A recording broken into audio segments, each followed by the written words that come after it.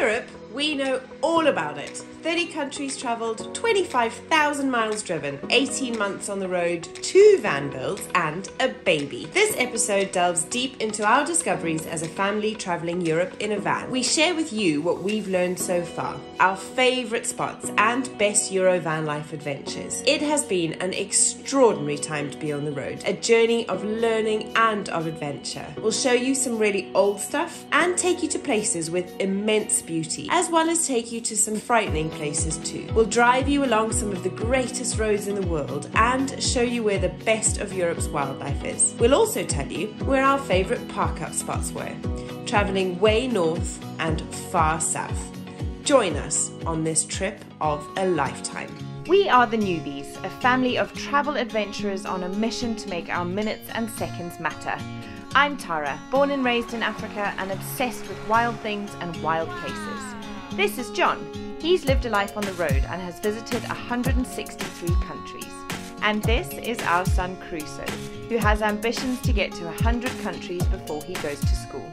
He's going to need our help with that, so hit that subscribe button and join us every Sunday as we discover our extraordinary world as a family, teaching us all to be brave, think big, and to explore.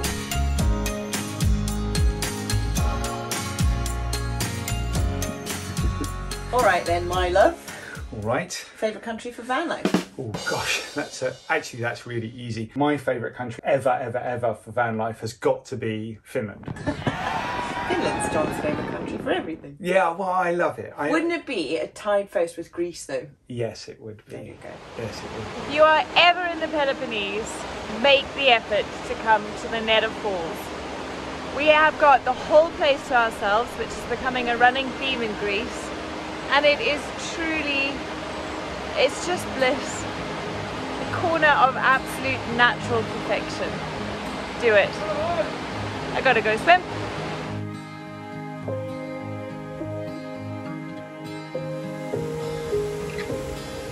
Magic, Greece, isn't it? And for Greece, in Greece, the difference is you can park right on beaches just about. Literally park your van up on the sand with these incredible views out over the sea. And often there'll be a shower there as well. A freshwater shower, so Yeah. you can go and have a swim in the sea and then come and rinse off the salt and, you know, just be comfortable for the night. It's just, yeah, Greece is epic. Epic for van life. And it's vast. Greece is absolutely massive. Yeah, it's very diverse. You've got the mountains and the pine forests in the north.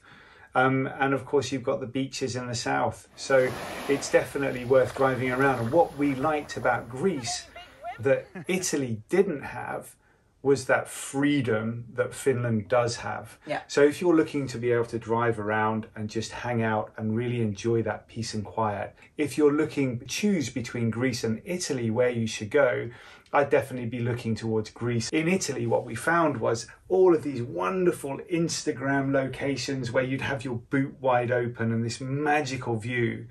But it wasn't very clean, was it? No. We know so many people who've travelled in their vans to Italy who love it. Love it. Yeah, love it. We just couldn't get on as well as everybody else with Italy. We had some amazing stops. They just can feel a little bit grubby. Yeah. And I think people might just be abusing some of them when it comes to toilet behaviour. We won't delve into that too much because it's unpleasant. The other things that made van life a little bit more challenging in Italy is the driving. The Italians are quite aggressive drivers, and so it's quite stressful doing big road trips through Italy. So it doesn't have the same atmosphere for us as Greece did. The holy grail of van life, the perfect park-up. It's a search that will no doubt happen regularly on any van life trip, finding that perfect place to call home for a night or two. When you're living life on the road, home is where you park it. So whether it's a view over a glistening lake, an ocean panorama, or a mountain mecca from the windows and doors of your home on wheels, it's a really important part of the journey. Well, my darling, that is a pretty spectacular way to wake up this morning, isn't it? Isn't it? We were supposed to leave yesterday and we didn't because this spot is so beautiful. Wild camping up in the northern part of Europe are easily found, pretty much. Unless you're in some mecca in Norway where everybody is, it's pretty easy normally to find somewhere to park up and just drive in, and you'll probably find yourself on your own. Some people might be a bit freaked out by that because Finland, Norway, Sweden, they're big countries, they're wild places. The wind blows gently, sometimes howls through the big pine trees, and there are noises in the forests at night time. You'll often find yourself parked far away from anybody else. And for some people that can be quite disconcerting. For Tara and I, we love it. Absolutely love it. What a lovely day it's been today. We came to this place just next to a lake where we'll be spending the evening. Gonna cook some makara.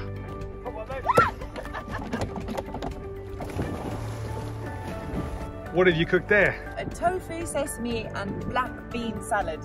And that's to go alongside Makara on the fire. We are on a mission to grill some sausages. makara. However, we don't have paper to light the fire, so we're going to see how we go. What about toilet paper? No? Just burn real quick. Let's have a look. We've got lots of notebooks that could spare a few pages. We have fire! Right, here we got makara. Which is sausage. You got to give it a little slice around like this.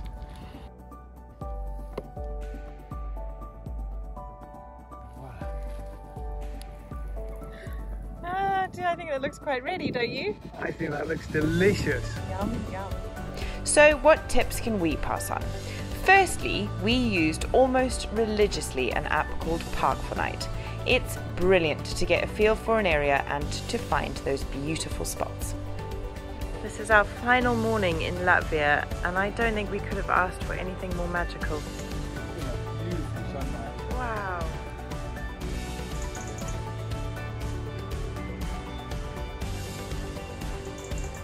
Estonia, Latvia, Lithuania, Poland. Remember the forests in Poland? Amazing. Wow, they are the most adventurous, and I think the greatest feeling of we're in the wild would be found in the northern part of Europe, for sure. I also think Latvia, Estonia, Lithuania and Poland felt kind of cool too, because they're not necessarily the top of everybody's van life list. They're amazing, yeah. So we didn't see very many other people travelling that way. Whereas if you go to the more popular van life countries or van destination countries, you do, there are lots of other people parked up at the park ups and things like that. But those countries felt really off the beaten track and kind of like we were there on our own, which was very cool. There is so much more to talk about regarding parking up your van, but in the spirit of keeping things moving, we'll skip on with just one final small suggestion. Not all countries or communities want you and your van parking there. They might get cross or frustrated. We can see the point of view from both a van lifer and local residents. Popular places we think could work harder to cater for vans to mitigate the impact of successful tourism, and we found places like that in the Isle of Harris in Scotland and in Norway. However, countries such as Croatia will fine you €150 if you're found wild camping, so they almost force you into campsites, whereas Germany and France go all out to accommodate the wild camper. A detail that perhaps polarises the wild camping debate is how we as van dwellers respect the park-up spots. Wild camping often is just that, wild, with very little facilities, and so the Instagram park-ups can get smelly and dirty quickly if we don't look after them. Let's just all work hard to be good people and keep the wild places wild. So, Europe's wildlife. It is varied and abundant. Much more than I was expecting, actually. So that was something that was a really cool surprise. As we've travelled around Europe, we have had some magical moments with wildlife. Be it an early morning walk through an English field and a little deer popping out onto the path in front of us, or waking up early in Scotland and heading out on the Isle of North Uist to be met by a herd of red deer in the early morning light. There was always something to discover as we travelled around, and our tip would be, if you know you're in an area where there is wildlife, wake up early, head out for sunrise, head out onto the moors, get out into the countryside, because you never know who you're going to encounter. Also managed to track down a couple of really big, super cool wildlife encounters, and the first of those for me and John was driving from Norway into Finland and being met by herds of reindeer on the roads in northern Finland. It was such a cool surprise and something I was not expecting at all. They are owned and domesticated as it were, but they are wild, and as we climbed up Mount Sanna in northern Finland, there were reindeer crossing the paths all around us, and it was really, really cool. The next and the most exciting wildlife encounter of all of our time in Europe was seeing the bears in eastern Finland, right up against the border with Russia. We went deep into the forest for a night, spent the night in a hide that was custom built for bear photography, and spent the whole night awake on the lookout for bears. We managed to see 3, and one of them was particularly special, a blonde brown bear that came out of the forest just before sunset. And treated us to an encounter that we will never ever forget. Come on then, girl. We made it. Let's go and look at some bears. We're at the Wild Brown Bear Centre. Had the briefing before we go and visit the bears. It's very important that we stay very, very quiet tonight, as quiet as possible. And when we go in the hide, we've got to take our shoes off. And even when we leave this lodge and start walking towards the bears, we've basically got to tiptoe 700 meters to the hide. So it'll be well, I don't know, let's see. Okay, These are the last words we can speak until tomorrow morning. because we got to be absolutely silent for, well, until we come back here to the main lodge. How will you cope, darling, without my voice? No, it'll be horrible. Good answer. We're approaching the sun. Shh. Are you scared?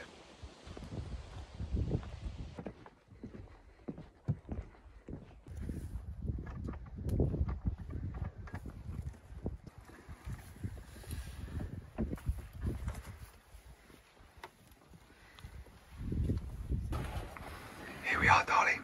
Here we are, my love. Only allowed to whisper. Do you think we're going to see a bear? Yes, I do. Me too. It's been about 5 minutes.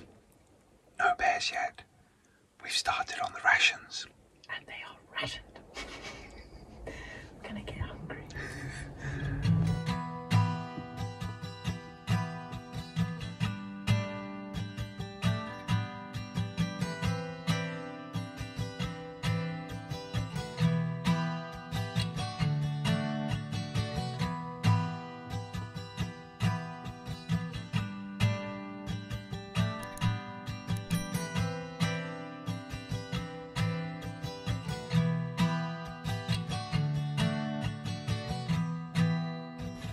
That is amazing. Cool, huh? We've only been here about half an hour. What's happening, girl? Not an awful lot, my love. Really? It's been a while since the last bear. It has been a while, hasn't it? But we're not giving up hope. No. My ears are ringing. It's so quiet, isn't it? It's really quiet. It's beautiful, and the light is just changing to that evening golden light. Very beautiful. Very peaceful.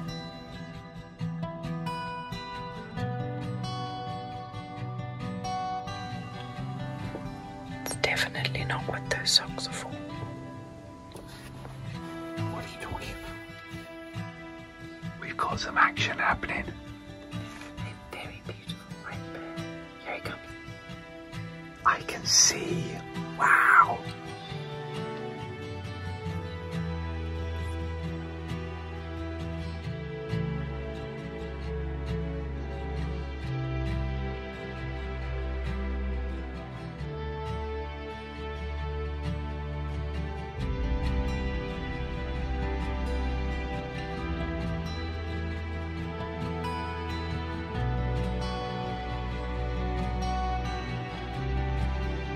Did you sleep? I didn't sleep. What did we see? We saw 3 bears. 3 bears. I happened to roll over at 4 this morning, just as another one was walking right past our hide. It was massive. Such a cool way to start the day.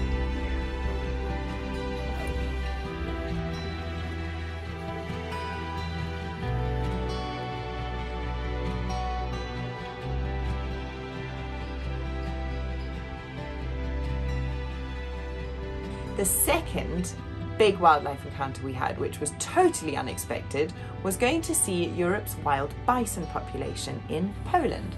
So this was in an area of Poland in the southeast called the Białowieża Forest Reserve, and wild European bison have been relocated to that area and are thriving.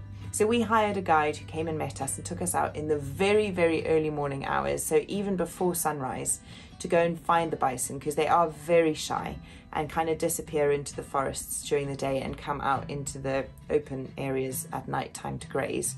So we walked in the misty morning forest kind of edges, along the edges of these open plains, to find the bison who were grazing in that kind of dawn hours, and it was beautiful. And then we drove around a bit and saw a few more groups of them. Enormous creatures, very cool to see, and just a really great project where they are relocating and trying to rewild parts of Europe. It was amazing to go and see it and be a part of it.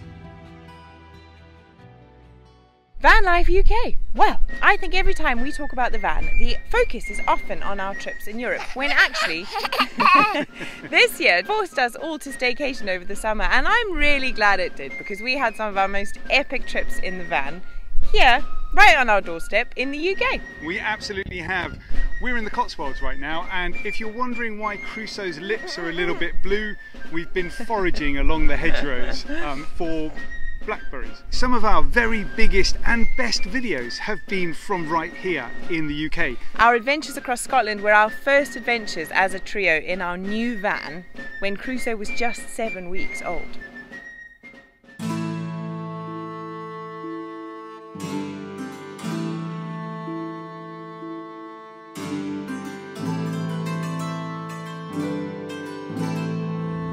So we've just had about, I don't know, an hour's worth of driving. I reckon, yeah. It's been super beautiful drive with sunshine, reggae, alongside some rivers and through a really beautiful valley as well. Yeah, amazing. So we've just arrived at the Sherlock Gorge, which I'm super excited about. It looks like a nice cascade of waterfalls down through the gorge.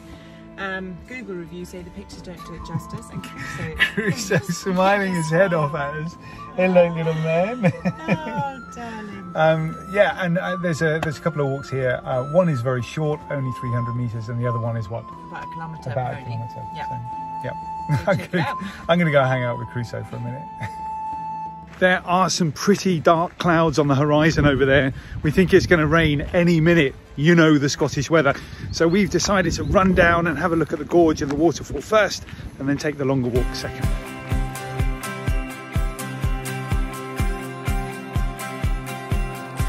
Ooh. No, these rocks were originally part of an ancient sea. About 1,870 million years ago. That's cool, isn't it?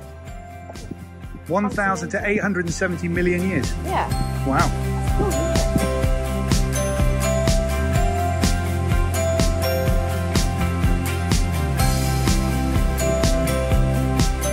Look how deep it is. It's incredible, I had no idea. I had no idea either. Really far down, that must be 100 meters.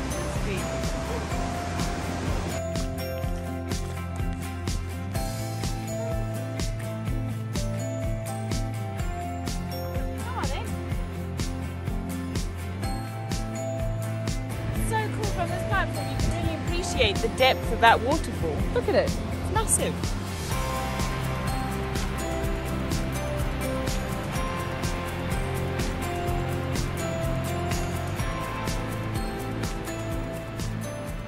We had the most amazing weather in Wales for a week, and it was magical. Crusoe went wild swimming in the most beautiful pool of water that we could possibly have ever wished for. UK is filled with wonderful historical sites to visit, and the national parks are epic. Whether you're in England, Scotland or Wales, there's something pretty special to see. There is, and some of the most beautiful wilderness you could ever wish to find. The Isle of Skye, the Outer Hebrides. What he said. What he said, definitely what he said. The northwest coast of Scotland, for sure. The Isle of Harris is just beautiful. Crusoe's got some strong opinion. If you've ever tried making a YouTube video with a 7-month-old baby, you mean this is probably our 7th take. Tips for Vanlife UK. Definitely think about where you're going to fill your petrol tank up. If you come off the motorway for just 1 mile, you'll save yourself 20p a litre. Keep an eye on the weather as well. The UK doesn't have a reputation for having the best weather, and it has earned that accolade. So try and pick a week when it's sunny. If you're flexible with your time, then, you know, all the better. If you're not, well, there's no such thing as bad weather, just bad clothing. Be prepared for anything and you will have a great time. I think most importantly is be respectful of the locals. I know in particular parts of Scotland this year have been inundated with visitors because of the travel restrictions, and particularly the NC 500 has had heavy footfall and a lot of traffic on those roads. So drive courteously of the locals, park courteously, look after the environment, and just be a good person. Absolutely. And if people are saying don't wild camp around here, just go to a campsite. Hey, in Wales we found some really great park ups for around about £10 a night. Yeah, just a farmer's field, or you know, some space on the side of the road. So it is doable, and we just think it's a small place. Respect the rules, do it properly, and we'll all be able to enjoy it for longer. I think Crusoe wants to carry on with the walk. Me too. There are many epic long-distance hikes across Europe, the Camino de Santiago in Spain and the West Highland Way in Scotland as two very good examples. In this chapter, we talk about our favourite shorter hikes in some seriously beautiful places, from Switzerland to Luxembourg and San Marino to the Italian Dolomites. We're out walking again because we love hiking. We do. We, the newbies, love a good hike. So what has been our favourite hikes whilst we've been travelling around Europe? Big question. I would definitely start off with the Swiss Alps. Yeah, for sure. It was towards the beginning of our trip. It was. And I absolutely loved it. Those mountains, and we took the cable car all the way up the side of the mountain, got to the top, so the hard bit was already done. And then we got lost. We did get lost, so what was meant to be an 8-kilometre hike became a 20-kilometre hike. But there couldn't be a more beautiful place to do that, so that was magical. Norway, one of the greatest places for hiking. John tried to trick me into believing that the view of a waterfall is always best from the top. It really is. Tara and I are currently arguing about whether we should go to the top of the waterfall. It takes an hour and a half, it's 640-metre climb. I say we should go to the top.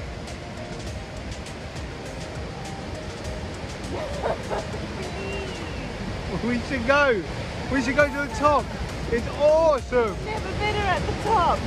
What? No, we know. Views of waterfalls are never better from the top. We know the view of a waterfall is always better at the top.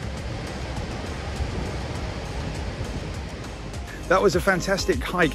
Actually, that particular walk, we did lots of hiking in Norway, but that particular walk was directly up, wasn't it, for 600 metres? It was, yeah, it was hardcore. Oh, darling. Well done.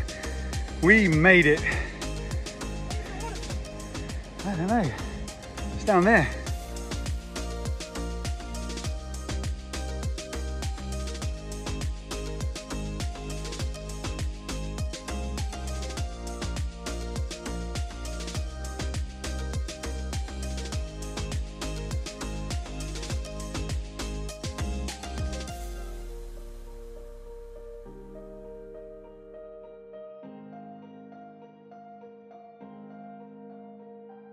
The other place that we loved hiking in Norway was the Lofoten Islands. That was beautiful. Really dramatic, and the weather wasn't amazing, but it made for the most dramatic scenery and beautiful, beautiful views out over the sea and the mountains. It was epic. Before we get to Crusoe's favourite walk, definitely worth a mention is Latvia and the bogs. What were they called? Chimeri bogs. The Chimeri bogs. Yes, they were fantastic. What a lovely walk. Through some spectacular scenery that was. Unlike hiking in Norway and in Lofoten and in places like that, it was fairly easy walking in the bogs. It was all on kind of wooden walkways and all flat. So that was lovely. So, Mr. Crusoe, where's your favourite hike? I think Crusoe's favourite hike was in Portugal. Yeah. Wasn't it, little man?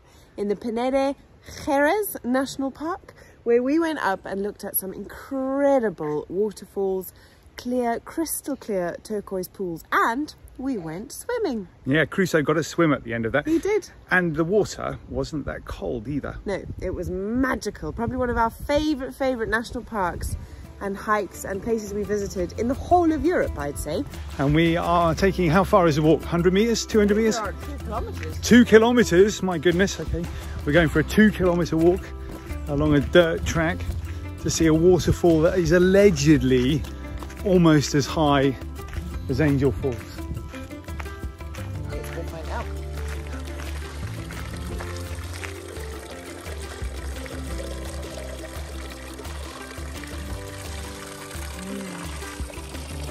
Love it. All along the road are these like water fountains and spring water.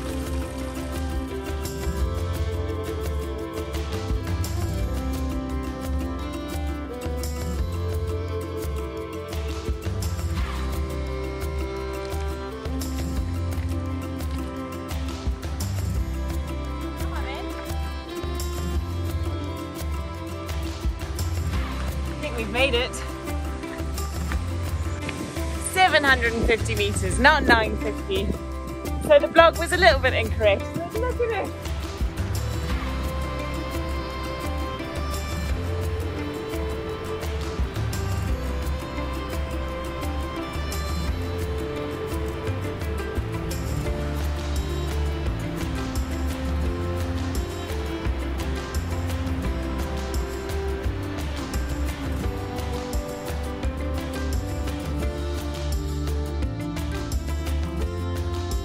This isn't what it used to be.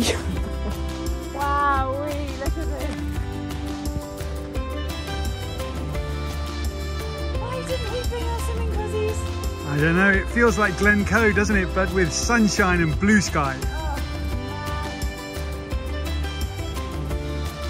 Skinny dipping? all right then. Come on. This feels as good a time as any to acknowledge how far we've come. If you've been watching our adventures with Crusoe from the beginning, you'll know that before we set off in the van for Scotland, I was a bit of a basket case. I was so worried about how we would cope. I was nervous about how Crusoe was going to do, and I've just had a moment of such clarity that it's so important to remember that it's at the edge of your comfort zone that the magic happens. So if you're hesitating about something, just get out there and do it. I guarantee it'll be worth it. Crusoe's been a complete champ with it all, and I'm just endlessly grateful for John for pushing me beyond my comfort zones when I need him to, and helping me be brave. It's so worth it. Look at this.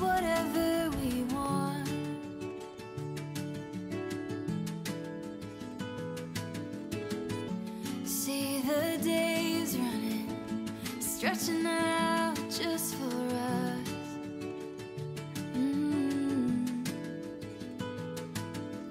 Fill them all with our dreams, miles gone and pretty things. The prettiest of all is your heart. Hold my breath, pinch my skin, can't believe we're living it. Where I wanna be is where you are. Hey, good boy. Time for a swim, Crusoe. Is it time for a swim? Yes, please, guys. Yes, please, guys. Yes, please, guys. See those, Crusoe? Those are called fish. We are going to go and have a swim with them. Look at them. There's hundreds.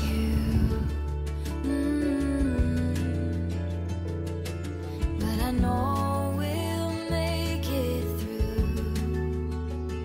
'Cause So this isn't the spot of Crusoe's very first wild swim. That was in a place very close to Agueda where the little man had a paddle in a river.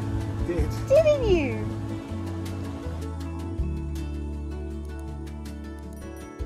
Having seen two mega beautiful waterfalls today, I think it's time we go and search for cold drink. What do you think? We'll be going back to Portugal next year because we've got a little project waiting for us there. Yep. Can't wait.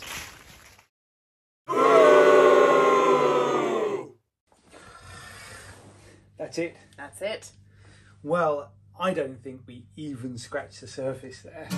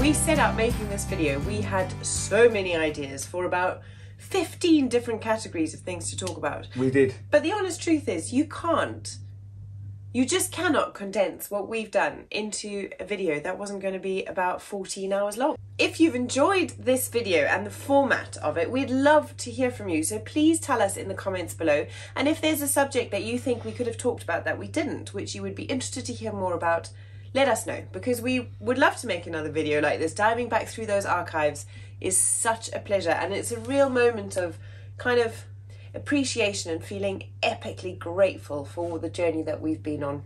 Yeah, to give you some sort of an idea of what we mean by that, the average video that we put together takes around about 2 days. This one has taken us quite literally all week, because we've just been getting carried away with watching old footage. Yeah. Over the last 18 months, we have filmed about 1 terabyte worth of video. Which equates to over 500 hours of filming. Amazing. We've put together around about 50 European videos. And we're just about to hit, we probably will by the time you watch this, 10,000 subscribers on YouTube, which is a massive milestone for us. Huge. So here we go. We've just smashed the 10,000 subs barrier. Thanks so much, everybody, for being here, joining us, supporting this journey. It means the world to us. If you haven't already and you've enjoyed the video, please hit the thumbs up, leave us a comment, because we do love hearing from you and we always reply. Subscribe if you haven't already, and if you'd like to help us grow, please do share our story with your friends. See if you can get us some more subscribers, and why not come and see us over on Patreon, where we share and give you access to some exclusive Patreon-only content. What was the last thing I was going to say? We need to talk about... Africa. Yeah, we need to talk about Africa. Next week, we're on a flight to Cape Town, and our 4-month adventure in Africa begins. It does. We're hiring a van out there. I say a van. It's a 4x4 with a tent on the top. It is. We are visiting South Africa, Lesotho, Namibia, Botswana, Zimbabwe, Zambia, and Malawi. Absolutely. I can't wait. The elephants can't wait either. And Crusoe is super stoked because this will be his 3rd continent. And we'll be edging him up towards country number 20. We'll see you there. See you there.